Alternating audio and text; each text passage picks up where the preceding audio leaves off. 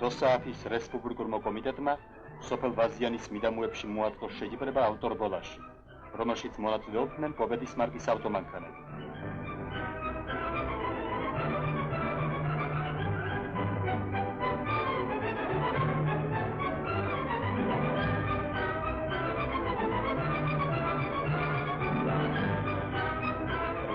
დისტანცია გადიოდა დასავლეთ ადგილმდებარეობაზე, სადაც მძღოლებს უხდებოდა ძნელადსავალი გზებისა და მკვეთრი მოსახლეობის გავლა.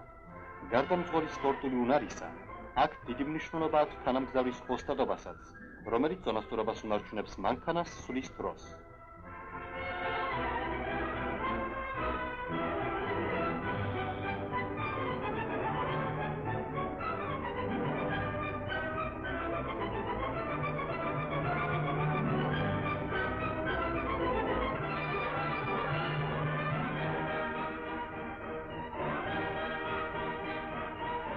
პირად ჩათვლაში გამარჯვება მოიპოვა ტაქსომოტორის კანტორის მძღოლმა სტეფანე ბასცეგოვმა, ხოლო მეორე ადგილი დაკავა პოლიაკოვმა.